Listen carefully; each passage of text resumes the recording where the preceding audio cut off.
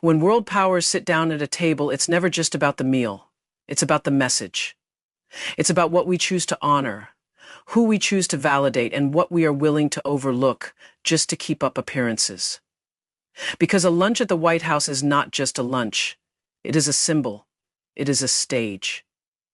And on that stage this week, we saw power break bread with something far more dangerous than just a man in uniform. We saw power shake hands with silence.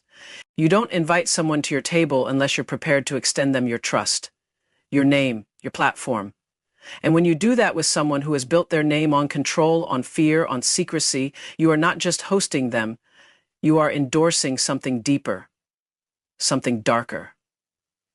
You are sending a message to the world that we are willing to look away just as long as the cameras flash and the world believes we're making progress. But progress is not made in back rooms. Progress is not built on closed doors and silent deals. Progress does not look like civilians pushed to the margins while soldiers take the seat of statesman. And yet, here we are, watching the highest house in the land extend its hand, not to elected leadership, not to the people's voice, but to the strongman, to the symbol of military rule, to the very figure who represents everything democracy is supposed to rise above. And I know some people will say, well, it's just politics, it's strategy, it's a peace gesture. But I ask you, peace with who? Peace built on what?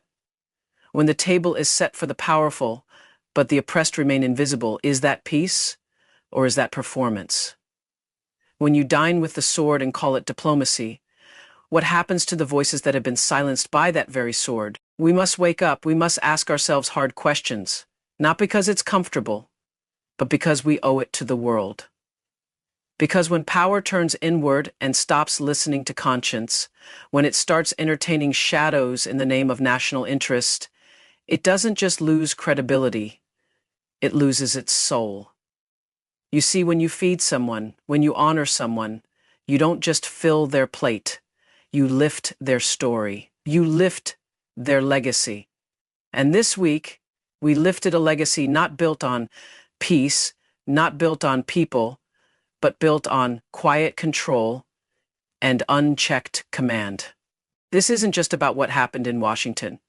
This is about what it says to every young person watching, to every nation struggling for its voice, to every citizen who has tasted the bitterness of silence.